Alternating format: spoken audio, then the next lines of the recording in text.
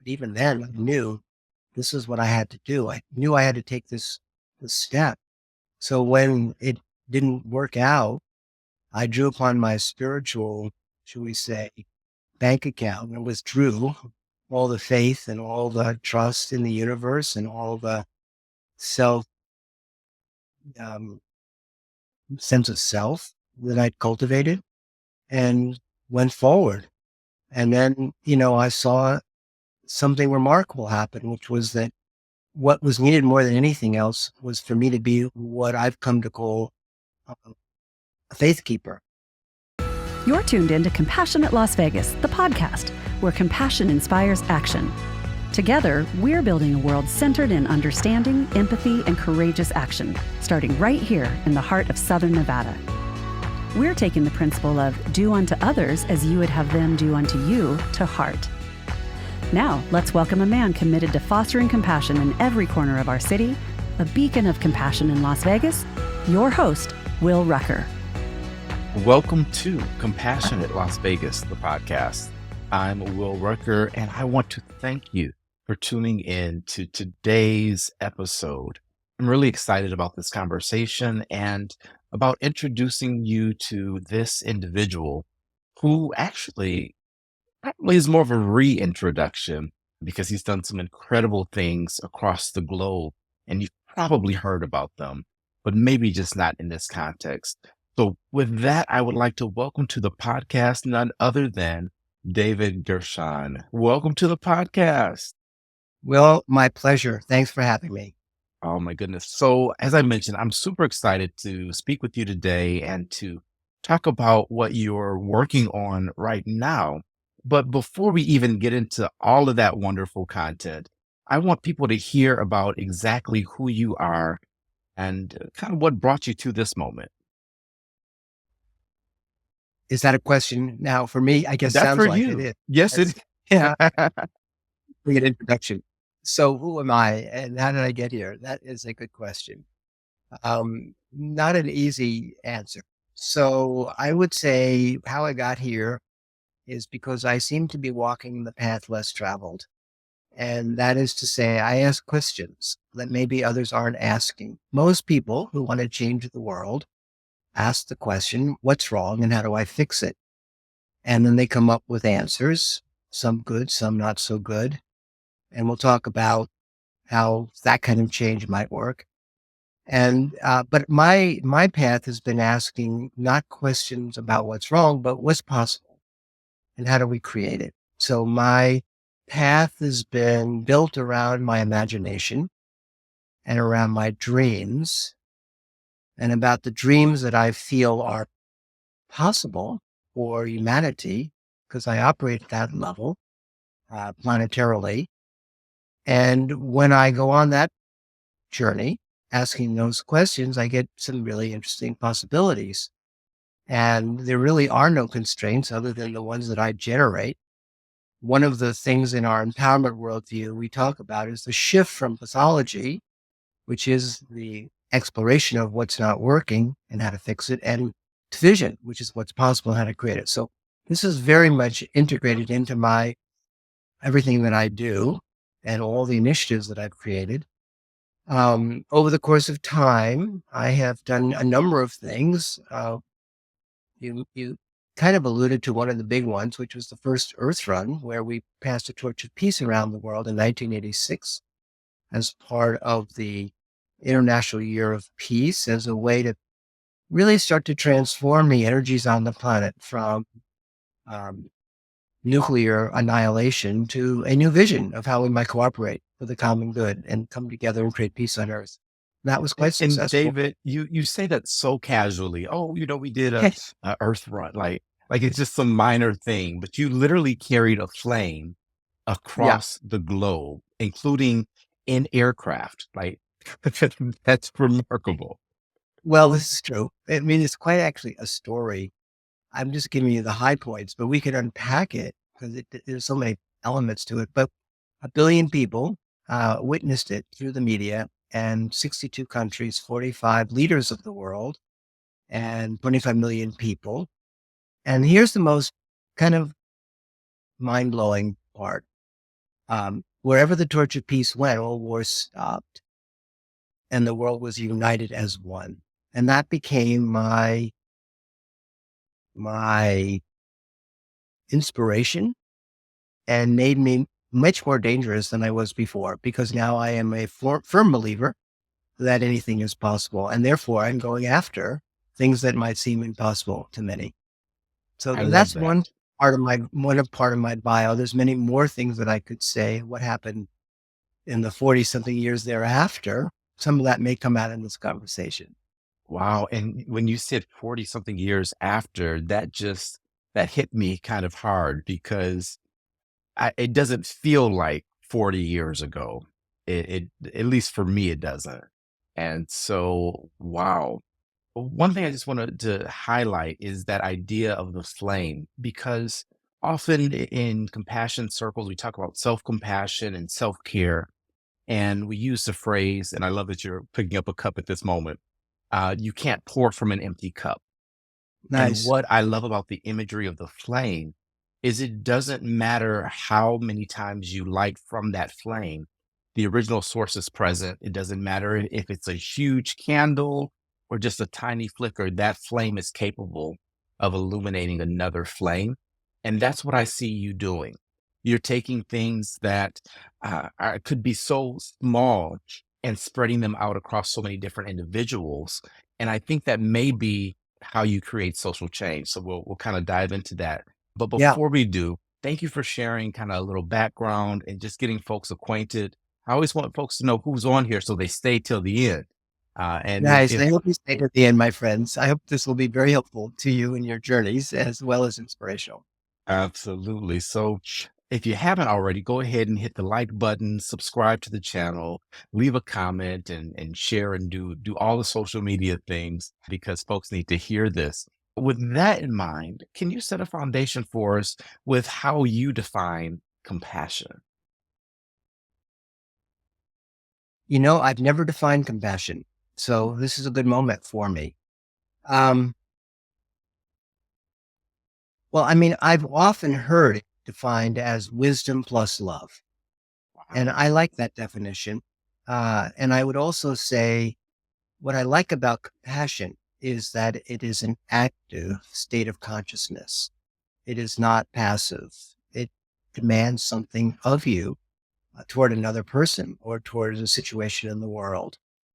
So compassion to me is a powerful energy, frequency, you might call it. It's a very high frequency. Uh, I think it's a powerful idea. It's amazing that you're building a city vision around the idea of compassion. It's beautiful. Mm. Wisdom plus love. I really, really like that. And I see those as two wings, really, of the same bird in many It's true. cases, which we'll call that bird compassion. So thank you for setting that foundation. How did you come to think about the world in this way and to view compassion as wisdom and love?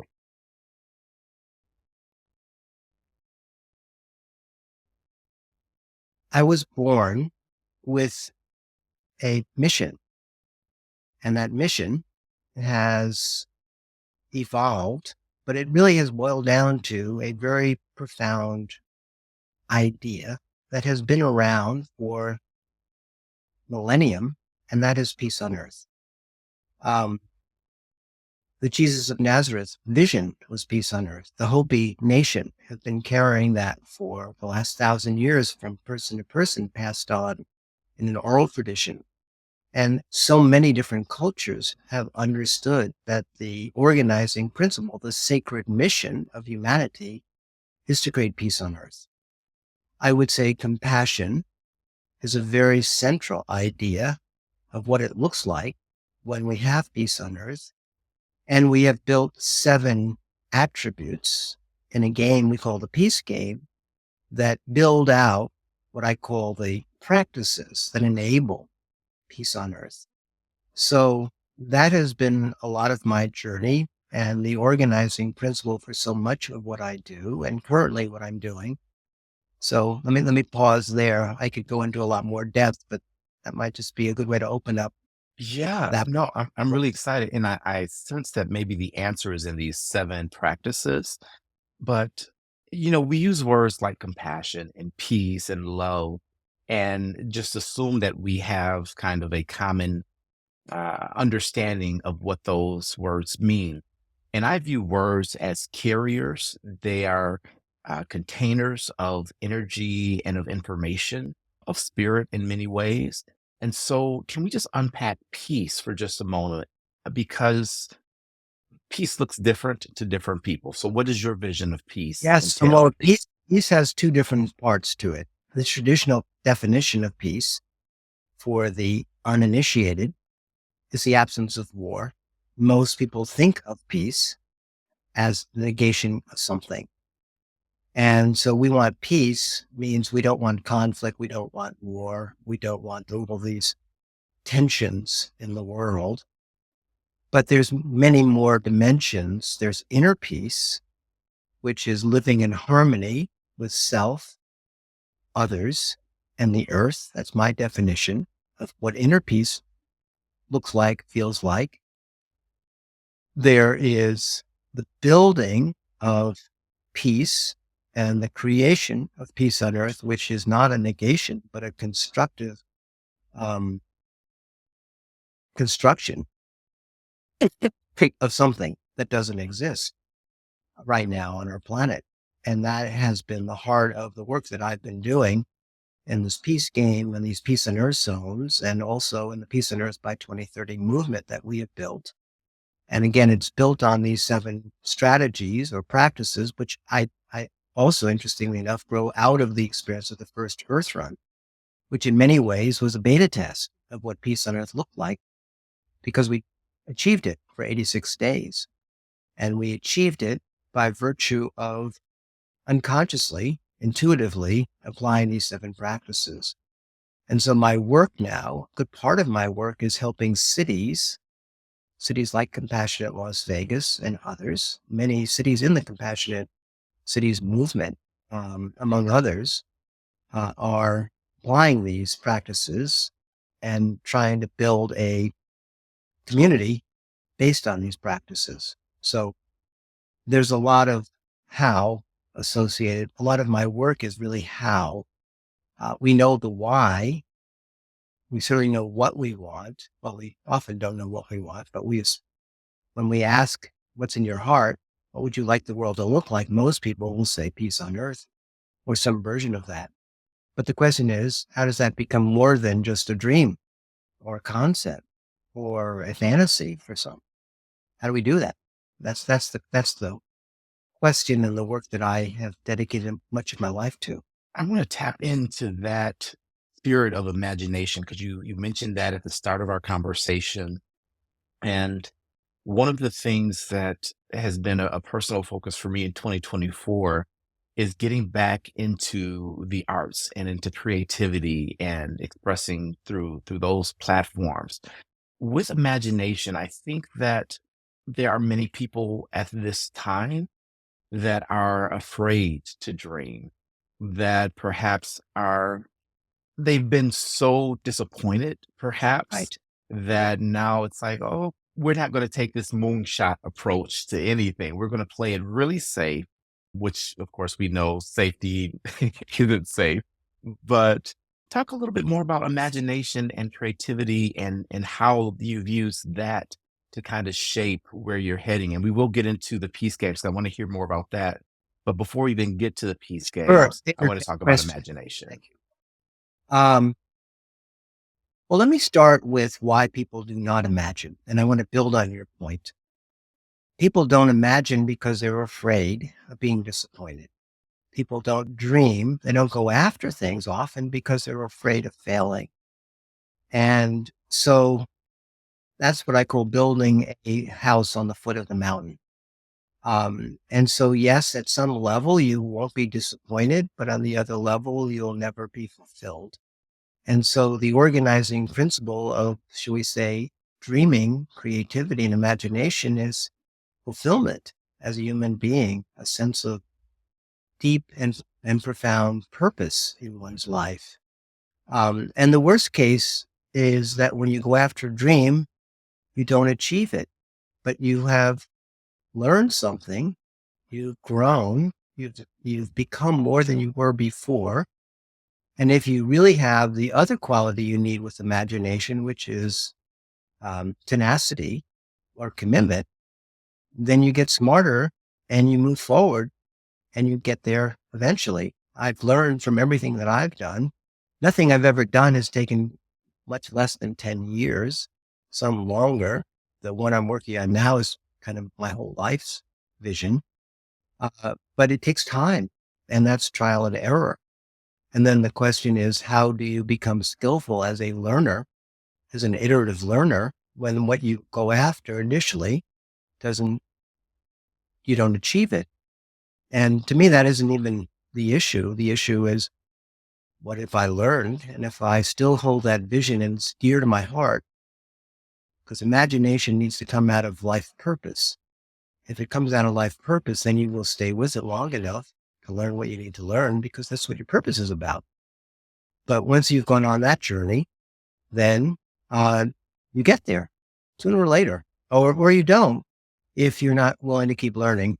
I've developed what I call the 70-20-10 rule around learning and why things happen or don't happen. 70% of the reason is because something I have to change in myself. I am not skillful enough in that area. I don't know how to tell my story well. I don't know how to do something essential to that dream. 20% is that I have done everything I know how, but I need to find the right partner or partners because I can't get there just on my own. And 10% is timing. It's just not the right idea for the right time when we're in. With the Earth Run, I tried to do that in 1976 and it was I didn't have I was not doing well in all three of those. But later on, I ended up organizing the Olympic torch relay. So now I could check off the box. I know how to do these things. And, but I still was ahead of myself because I didn't have the right partner and it wasn't the right time. And then 3 years later, it was the height of the Cold War and we needed to do something like this. And we were able to attract UNICEF, United Nations, as a partner. And we had the International Year of Peace in 1986, and all the things came together, the confluence of elements, and we were successful. And David, I And I, want to just ask really quick before we move past that, because UNICEF yeah, was not your original partner. UNICEF was my original distribution partner, but they weren't my initial funding partner. Hmm. They ended up becoming my funding partner. My initial funding partner was a large bank that said this is a great idea until their risk evaluators saw what we were doing. This it is way out of our comfort level. We can't fund this. But then UNICEF, because they were already partnered with us around this, moving this forward into the world, it so met their core aspirations. They said, okay, we'll put the money in. I mean, that's great. That makes it, I won't say easy. That's absolutely not the right word, but more feasible when you already have someone at the table. But when you lost that major funding partner, in my life, that would be a major blow. And I would have immense difficulty continuing beyond that. But you persevered and you rallied your team throughout that.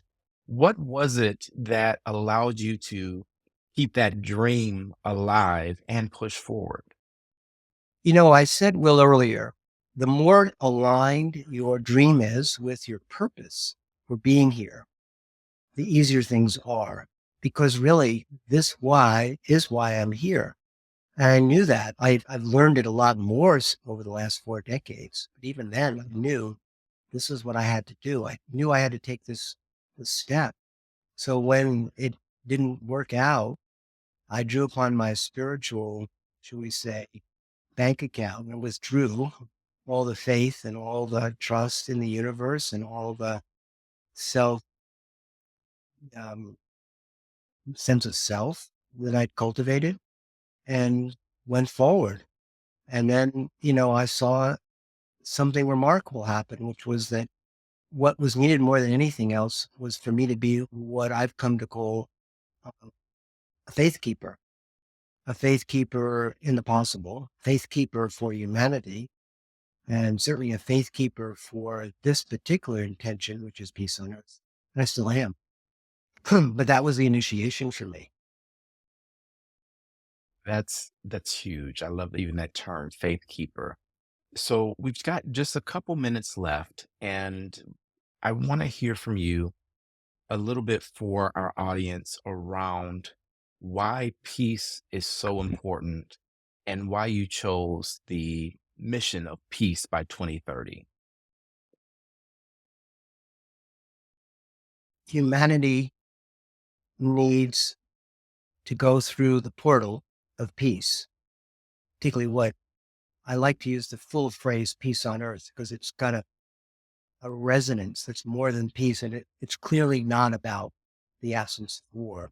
So why does humanity need peace on earth? It's because that is the pathway through which we will evolve to a more enlightened species. We can't get there uh, unless we know how to achieve that fundamental goal. So that's the why of it. Um, and I think how did I end up going on this path? I think I made this choice before I incarnated into this body. This was why I had to come to planet Earth, is I had to help humanity make this transition. And for me, peace on Earth isn't actually the end game. It's the beginning of what some call the golden age, which has been prophesized for some time. And this is the portal through which we must go. And the 7 practices of the peace game, to me, feel like the structure of the new world we have to build, the new communities we have to build, new social systems we have to build. So uh, it feels very strategic, very aligned with my purpose, and very germane to where humanity is right now. Wow.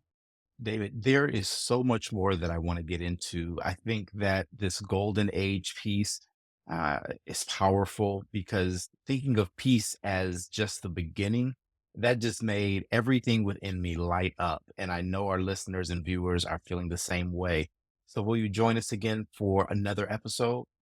It would be my pleasure. And I would add, since this is about Compassion Las Vegas, think of Las Vegas, Las Vegas's soul, or any community that anyone's listening from, um, about what a golden age community would look like. I mean, that's something we've done a lot of deep thinking about. And so a peace on earth zone, which starts to scale these 7 practices, starts to build that. So I'd be happy to discuss that or anything else in a future conversation. Thank you so much. This has been Compassionate Las Vegas. I'm Will Rucker, and as I always remind you, you are not just a drop in the ocean. You are the entire ocean in a drop, and what you do matters. So live compassionately. I'll see you next time.